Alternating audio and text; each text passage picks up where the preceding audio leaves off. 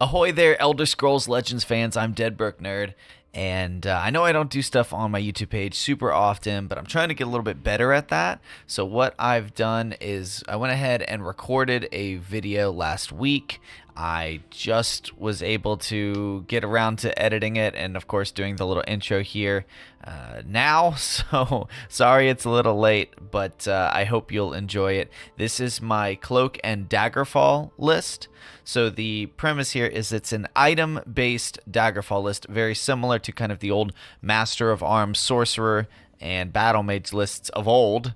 But, of course, obviously with new Daggerfall, being able to fuse Battle Mage and Sorcerer together and have lots of item choices and stuff. And so the premise here is it's a mid-range deck, right? It wants to sort of evaluate the matchup, decide, okay, do I need to be a little more controlling? Do I need to be a little more aggressive?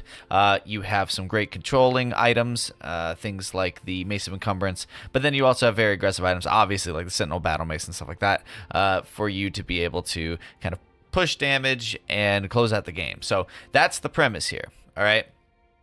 I just want to say this is a homebrew creation of mine. I'm very, very proud of it. It's something that I am honestly, like, I make little tweaks to things, and so when I come up with a deck by myself and sort of really refine it, like I feel like I've done with this list, I'm very proud of it. So that's just that. Now I'm sure there's some things that can be adjusted to personal playstyles, and I'm going to go over some of those things myself. But the premise here is it's actually a toolbox deck. So if you've played any games with a lot of tutor effects, you'll know that Crucible Blacksmith as a card is something that I think can be absolutely devastating if played correctly. And the way to play it correctly is to be able to evaluate the situation that's going on and decide what do I need, not just on this turn, but in future turns, right? And so you have 16 items, used to be 17, I cut one.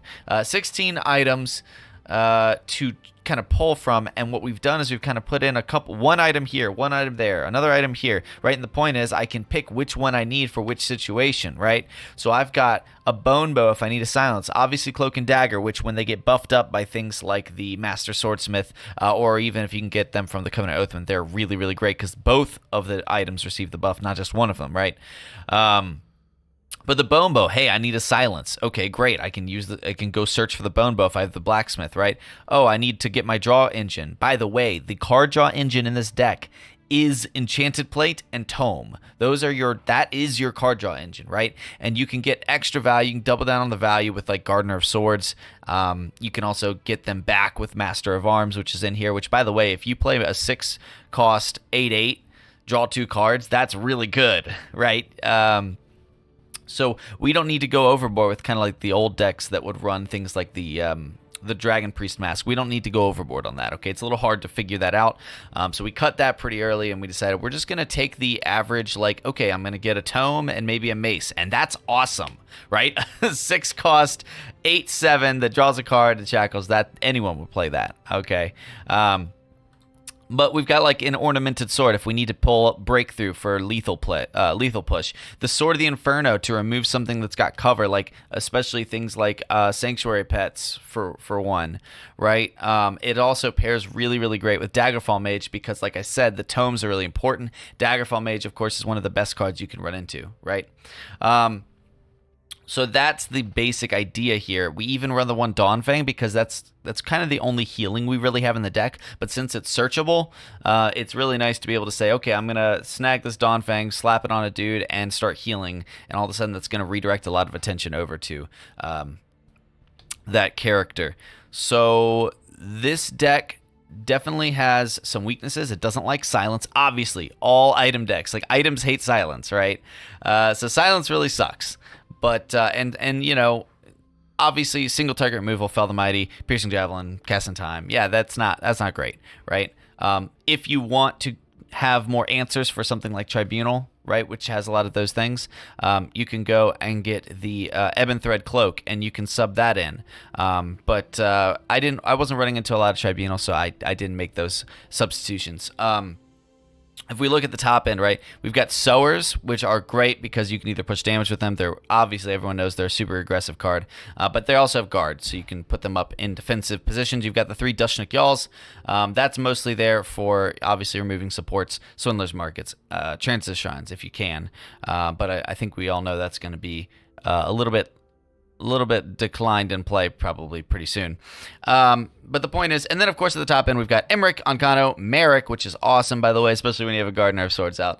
And then Master of Arms, Hiking Emmerich, 2 Cradle Crush. We're not running Ice Storms here. I think that there's a world in which this deck can run Ice Storm. I do not. Because I think this is on the more aggressive end of mid-range. It does want to flip, kind of play similarly to like Dagoth, and so like it can flip pretty quickly because of all the items. Okay, so I want to point out a couple things that I think that are like maybe like my personal playstyle that a lot of people might object to. So I'm running Cunning Allies. I like Firebolts. I like to have that early game removal. I think there's a game that was recorded where we can see that like Firebolt was very useful. And so obviously in controlling the early game, Cunning Ally is great. We can look up here and we can say, hey, I'm going to get it 2/3 of the time, right? This deck has been built with that kind of consciously in mind. However, I think that there is certainly an argument for not running them if you're not going to get them closer to 100% of the time, right?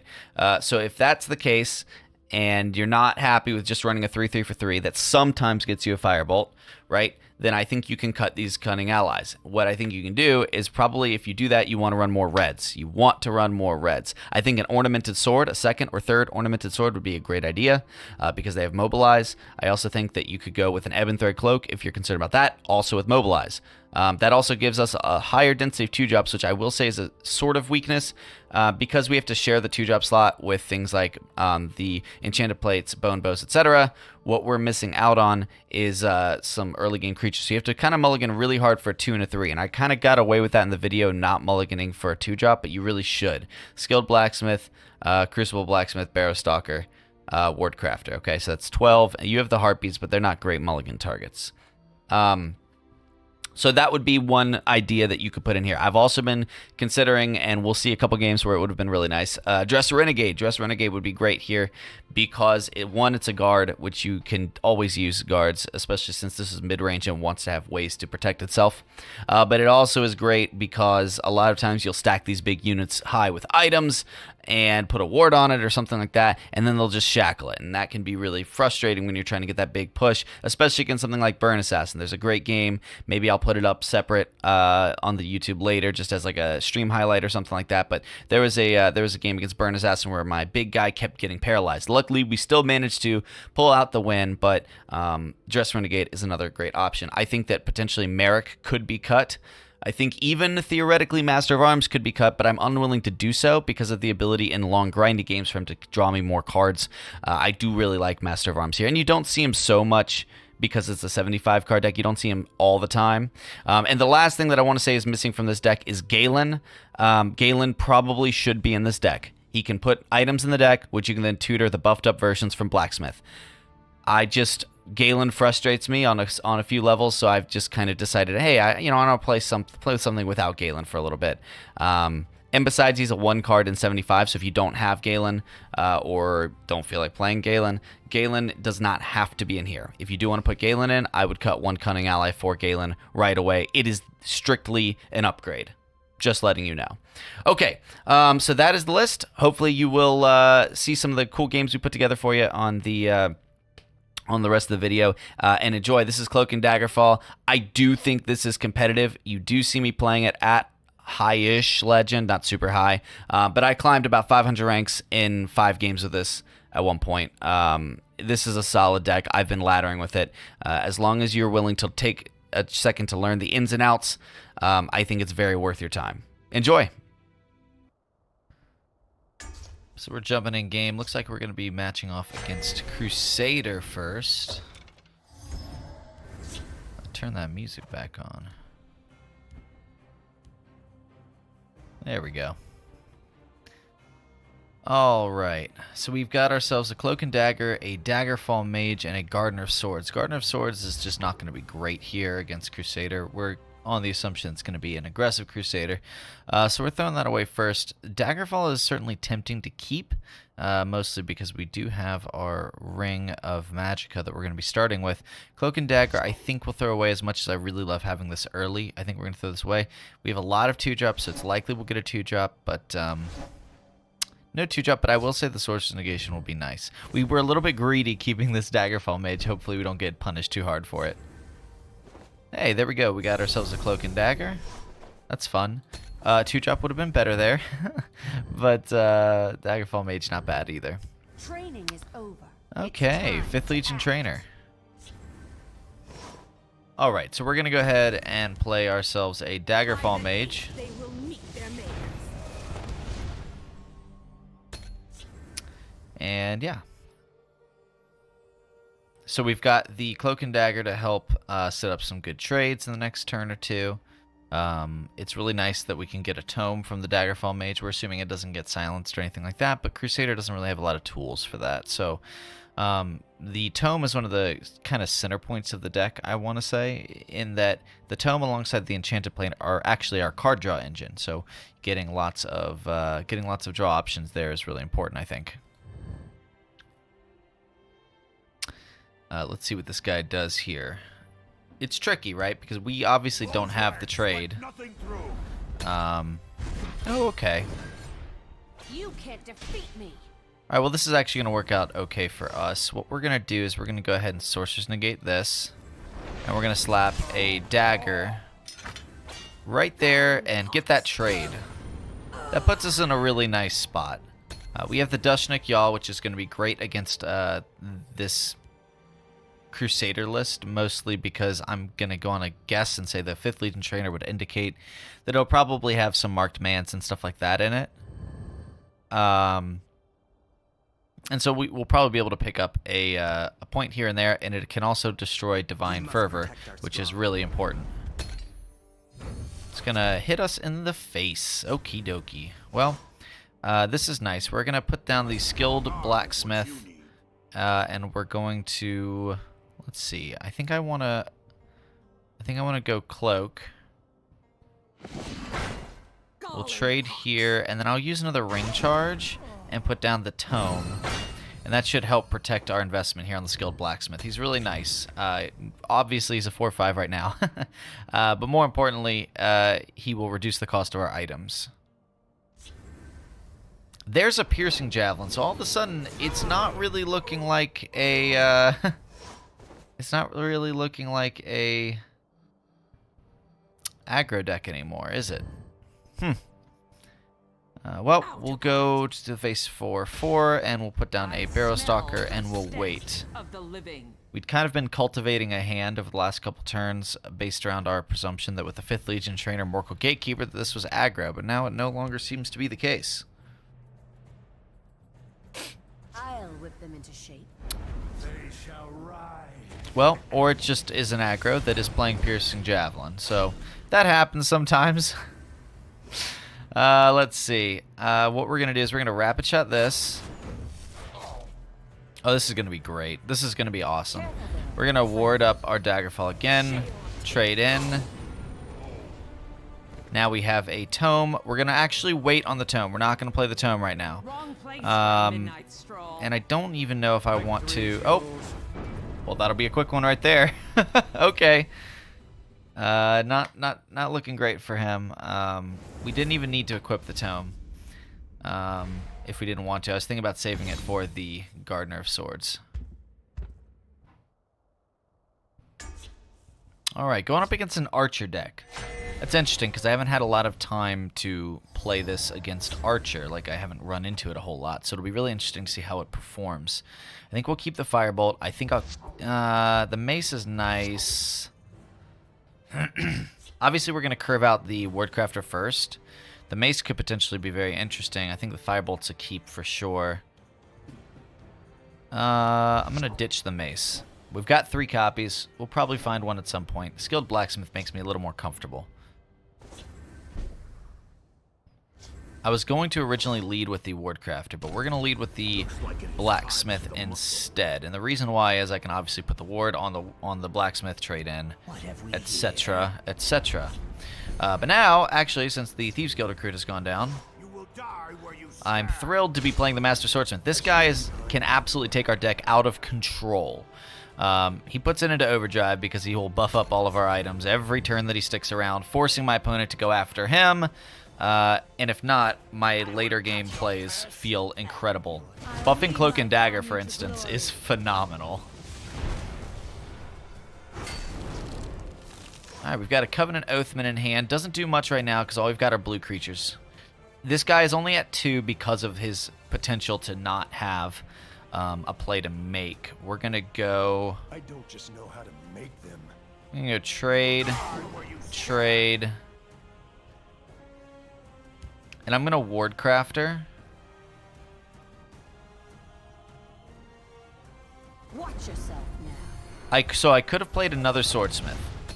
The reason I didn't was because I'm obviously expecting an Archer's Gambit or something like that, right? So if I force my opponent, if he's got an Archer's Gambit, if he's a Quicksilver, can still kill this guy, right? But then that's 2 things for 1. Yeah, and is forced to make that situation, which isn't as optimal as, say, like an Archer's Gambit. Now, there theoretically could be a completed contract Archer's Gambit right now, and that would kind of suck.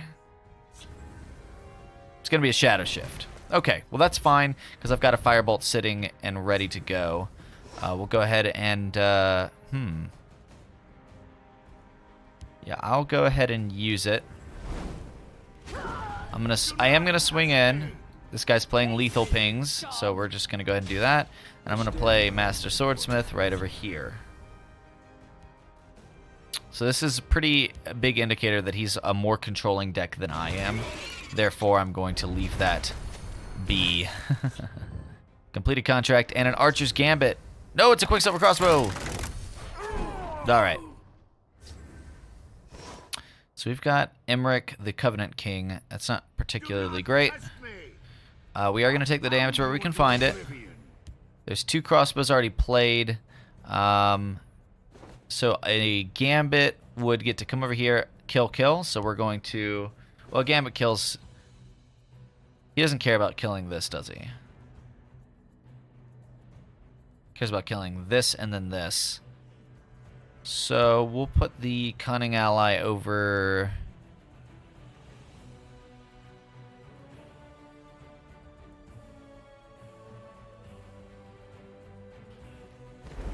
We're going to put the Cunning Ally field, and unfortunately does not get the Firebolt, which isn't good.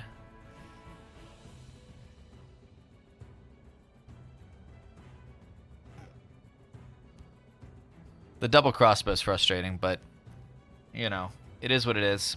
We're looking for any of our red cards, just so we can pull one of our buffed up items out. Covenant King Emmerich is not super helpful at this point in the game, but he is a really solid card in the mid, well, in the late game, I guess he's 9 cost, but we're going to hold this ring so we can potentially bring him out a lot earlier. Next turn, we probably just play the Oathman, even if we don't have a red card, just so that we can get the body on the board. We do have some nice kind of 5s and 6s. We've got Sower of Revenge, and then we've got, like, Candy Crush. We've got, oh, goodness. That is not good for us at all. We do have the Candy Crush. That can kind of help out a bit. But this guy's going to heal up big time. We are going to play it, though. We've got no other recourse but to play the Candy Crush. It does get rid of the lethal creature. It does give us a big creature, but it also means this Quinwall Burglar is going to get big. So that's not good, you know. One thing we can do, though, is obviously, like, with a red card down, now we're going to be able to pull out an item. We've got a lot of items that are very helpful in this situation, ones with big buffs. We've got a couple with a little bit of utility, so like Sword of the Inferno, stuff like that. Yeah, that's not good. It's a lot of healing. Quicksilver Crossbow, that's a lot of healing. So this dude drew 3 Quicksilver Crossbows and an Archer's Gambit. Well, that's very helpful. That's also helpful.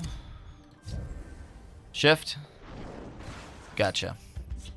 That's pretty intense. Just an unfortunate situation for us that we didn't have an answer. Alright, so here's what we're going to do. Obviously, we're going to have to push for lethal soon. We're going to hold this so we can reshackle. And if there's a silence, then this guy loses all his stats. And so we're going to do this. We're going to do Oathman. And we're going to put the Oathman over here. I'd gladly give my life to keep Daggerfall safe. So let's see. It's going to be another enchanted plate. We will buff said plate. We will put said plate on our... Let me think about this. I mean, a rage would suck. So a rage over here would really suck, but probably won't be able to shift rage, so we'll put it over here. We do have a Gardener of Swords for next turn. So now we'll just swing in with everything. I'll pound you into oblivion. And we do the old fingers crossed for no rage, right?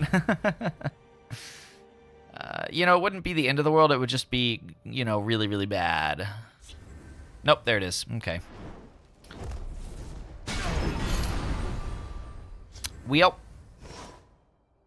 It's not good. You best stay on the marked path. We will put the mace over here.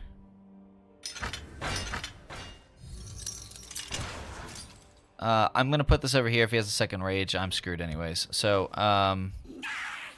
we just got to chew through the damage now. I smell the stench of the living. I have you You now. will die where you stand. And that's that.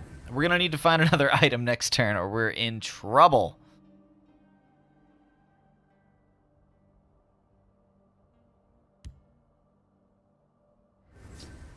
Nimble ally, okay. Stand with me.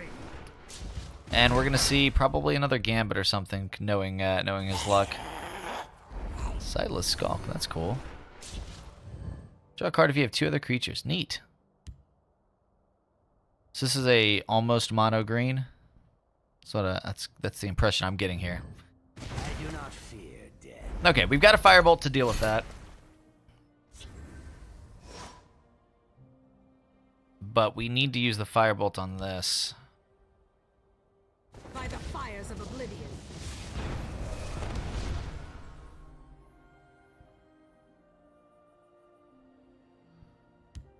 It's not going to matter, is it?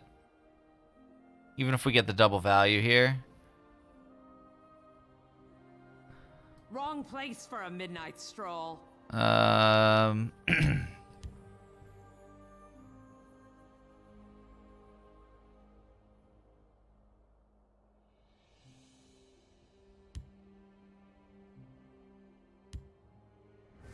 could draw a bone bow. And that's what we're praying for is the bone bow pickup. This heals me to 16. I mean, that's not gonna save me. It's just the bone bow that will save me.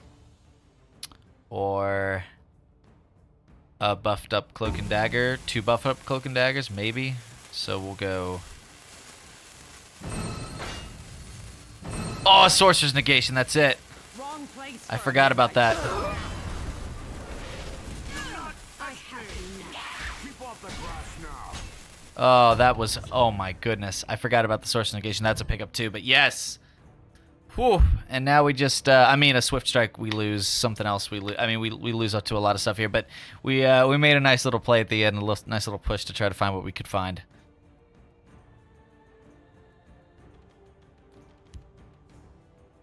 I bark and birth. Looking for an out. Interesting. Probably doesn't have one right now, so... Tazcad. Swift Strike. Fine. We'll go through. Okay, guide me. Yep. Yep, Merrick. That's going to be nice. Sankpet.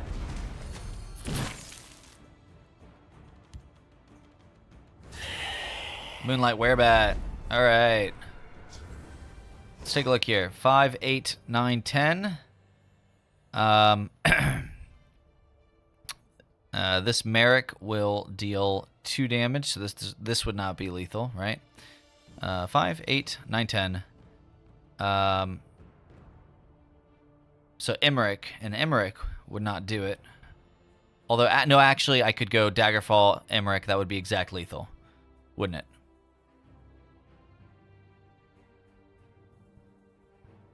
Right? Because that'd be 8, 9, 10, 11, 12, 13, 14. So we're going to go for that. Sweet. I'll pound you into oblivion. Shall take you. And we have got it. I did not think we were going to come back from that, guys, but we did.